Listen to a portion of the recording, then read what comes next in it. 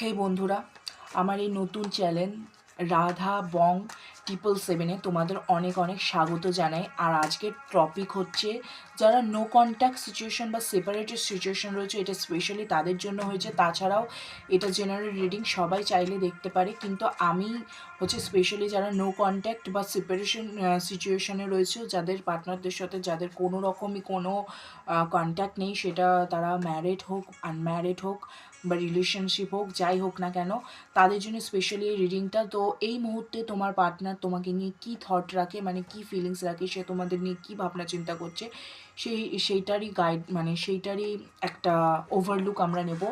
তো একটা কার্ড প্রথমে পেয়ে গেছি, তো আরও বের করছি। সো ইউনিভার্স বলো যে আমার যে ভিউয়ার্স রয়েছে তার পার্টনাররা যারা নো কন্ট্যাক্ট সিচুয়েশনে রয়েছে, সেপারেটেড সিচুয়েশনে রয়েছে, এখন তাদের নিয়ে কী ভাবছে। ওকে, এতগুলো কার্ড নেবো না। ওকে, এখন তাদের নিয়ে কী ভাবছে। ওকে, আর একটা কার্ড। ওকে ওকে, তাহলে আমি এখন তোমার পার্টনাররা তোমাদের নিয়ে কী ভাবছে সেটা বের করে নিয়েছি। এইবারে দেখবো যে তোমাদেরকে নিয়ে সে নেক্সট কী অ্যাকশন নিতে চাইছে। ওকে, দুটো কার্ড বের করে নিয়েছি। আর তোমাদের জন্য একটা জেনারেল গাইডেন্স। ওকে, এখন যারা আমাদের এই ভিডিওটা দেখছে, ইউনিভার্স প্লিজ তাদের জন্য তোমার কি গাইডেন্স আছে বলো। ওকে, ঠিক আছে। Bottom of the deck energy হচ্ছে rebirth. Okay, bottom of the deck যে এই এনার্জিটা, এইটা সাধারণত আমাদের যে ওভারঅল রিডিংটা কি হতে চলেছে সেইটার একটা এনার্জি বলে। তো bottom of the deck energy রয়েছে রিভার্থ যে কার্ডটা দেখছো, এই কার্ডটা কত সুন্দর দেখো।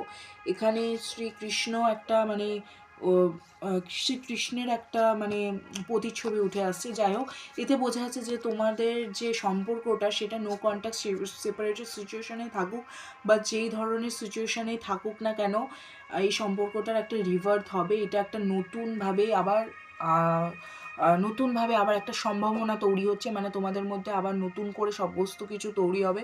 সেটা bottom of the deck energy থেকেই বোঝা যাচ্ছে। আর এই এনার্জিটা ডেফিনেটলি খুব পজিটিভ এনার্জি। তো এত সুন্দর এনার্জিটাকে ক্লেম করার জন্য, নতুন করে নিজের পার্টনারের সাথে কানেক্টেড হওয়ার জন্য, সেই এনার্জিটাই এটা বোঝাচ্ছে। তো ডেফিনেটলি তোমরা লাইক করে নাও আর সাবস্ক্রাইব করে নাও, কারণ আমি এখন ডেইলি রিডিংস নিয়ে আসবো কারেন্ট ফিলিংসের উপরে।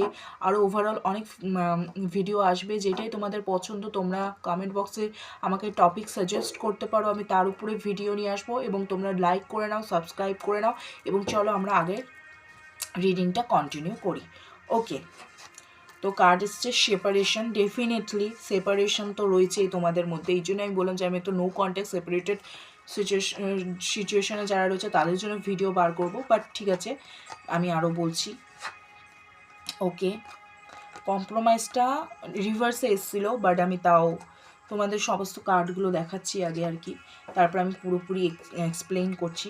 ওকে ওকে, এইটা কিন্তু এইগুলো হচ্ছে তোমাদের ফিলিংস, ঠিক আছে।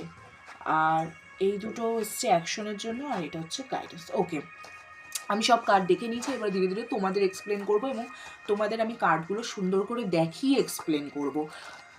ওকে, তোমাদের সামনে আমি সাফল করলাম। তো এর যে প্রথম কার্ডটা এসে সেটা সেপারেশন বোঝায়। ডেফিনেটলি সেপারেশন এনার্জিটা বোঝায় যে তোমরা ডেফিনেটলি নো কন্ট্যাক্ট এবং সেপারেটেড সিচুয়েশনের জন্য আমি ভিডিও বানাচ্ছি, তো সেটাকে তো দেখাচ্ছে। কিন্তু এই সেপারেশনটা এসছে কেন সেটা কিন্তু এখন তোমার যে পার্টনার সে বুঝতে পারছে। এই সেপারেশনটা সে কেন ফেস করছে তোমার সাথে সেটা সে ভালো মতন বুঝতে পেরে গেছে, কারণ তার নো এক্সপ্রেসিভ যে একটা পার্সোনালিটি ছিল, মানে সে নিজের মনের কথা এক্সপ্রেস করতো না, সে তোমার সাথে ভালো করে কানেক্ট করতো না, সেই জিনিসটার জন্য আজকে এই সেপারেশন এসছে। সে ভালো করে বুঝতে পারছে, মানে সে কোনো অ্যাফোর্ড দিত না। দেখো, একটা সম্পর্কে তো দুদিক থেকে অ্যাফোর্ড আসে, তো সে কোনো অ্যাফোর্ড দিত না, আর সেইটার জন্যই আজকে তোমাদের সম্পর্কটা তো খারাপ পরিস্থিতিতে এসেছে, সেটা কিন্তু তোমার পার্টনার বুঝতে পারছে। তাহলে যদি বলে এই মুহূর্তে সে কী ভাবছে, সে কিন্তু এখন খুব বেশি করে ভাবে যে সে যদি অ্যাফোর্ড দিত, সে যদি তোমার সাথে কানেক্টেড থাকতো ভালো করে, সে যদি তার মনের ফিলিংসগুলো শেয়ার করতো তোমার সাথে, তাহলে আজকে এরকম একটা সিচুয়েশন তোমাদের ফেস করতে হতো না। সেই জন্য অতএব সে বুঝতে পারছে তার জন্য সেপারেশনটা এসছে। তার এই কোনো এফর্ট না দেওয়া, তোমাদের ফিলিংসকে পাত্তা না দেওয়া, এই জিনিসটা, তার এই ক্যাজুয়াল বিহেভিয়ারটা আজকে তোমাদের সম্পর্কে সেপারেশন নিয়ে এসছে, সে ভালো করে বুঝতে পারছে।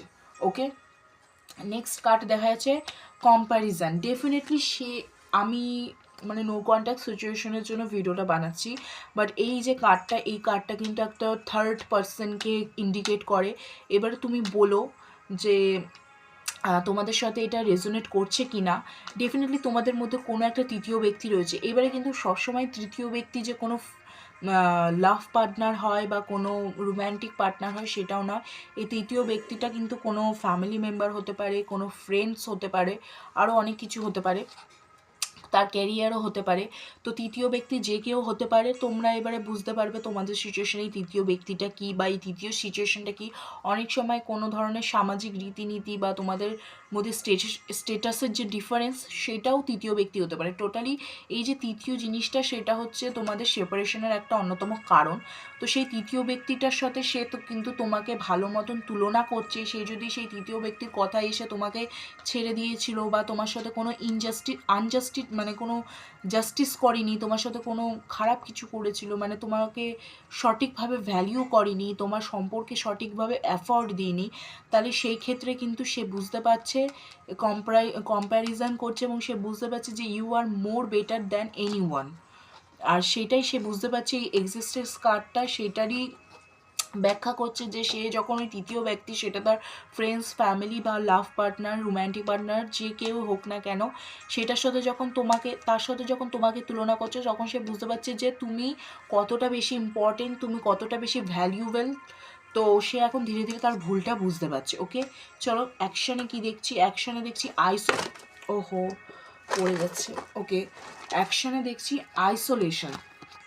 আইসোলেশন যে কার্ডটা, এটাতে বোঝা যায় যে সে কিন্তু এখন একাকিত্ব ফেস করছে এবং এই একাকিত্ব ভগবানই তাকে দিয়েছে, ইউনিভার্স তাকে দিয়েছে, এবং একাকিত্বটা তাকে বুঝিয়ে দিচ্ছে তোমার ভ্যালিউটা, এবং তার মধ্যে কিন্তু ম্যাচিউরিটি আসছে। ডেফিনেটলি সে মানসিকভাবে অনেক ম্যাচিওর হয়েছে, সে ফিলিংয়ের দিক থেকে অনেকটা ম্যাচিওর হয়েছে। সে তোমাদের সম্পর্কটার কতটা ডেপথ, কতটা মানে তুমি কতটা স্পেশাল ছিল তার জন্য, এই সম্পর্কটা তার জন্য কতটা স্পেশাল ছিল, তো এটা বোঝা যাচ্ছে। অ্যাজ সাচ কোনো সেরকম একটা কোনো মানে যে কোনো একটা সে পদক্ষেপ নেবে, সে তোমার সাথে কন্ট্যাক্ট করবে কি না করবে, সেই জিনিসটা এখনও আমি জিজ্ঞেস করিনি বা সেই জিনিসটা এখনও ইউনিভার্স বলে দেয়নি। বাট ইউনিভার্স বলছে যে হ্যাঁ, অ্যাকশানের ক্ষেত্রে তার মধ্যে ম্যাচিউরিটি আসছে, হয়তো সে পরবর্তীকালে কোনো ম্যাচিওর অ্যাকশান নিতে চলেছে তোমাদের সম্পর্কে। সেটা পরে আমি কন্টিনিউ করবো এই রিডিংটা। যদি ভালো লাগে তো লাইক, শেয়ার অ্যান্ড সাবস্ক্রাইব করে দিও। আর তোমার জন্য একটা জেনারেল গাইডেন্স রয়েছে, সেটা রয়েছে দ্য ফুল। মানে তুমি প্লিজ ট্রাস্ট রাখো, ইউনিভার্স বলছে যখন এত কিছু দেখেছো তুমি সম্পর্কটার মধ্যে, ডেফিনেটলি তোমার সাথে একটা ইনজাস্টিস হয়েছে, সেটা বোঝা যাচ্ছে এই কার্ডগুলোর এনার্জিতে। বাট ডেফিনেটলি ইউনিভার্স বলছে তুমি এরকমভাবে ফেথ রাখো, তুমি যেরকমভাবে ইউনিভার্সের প্রতি ফেথ রেখেছো, এই ফুল এনার্জিটা, সবাই তোমাকে বোকা বলেছে তাতে কোনো আসা যায় না, তুমি এরকমভাবে ফেথ রাখো।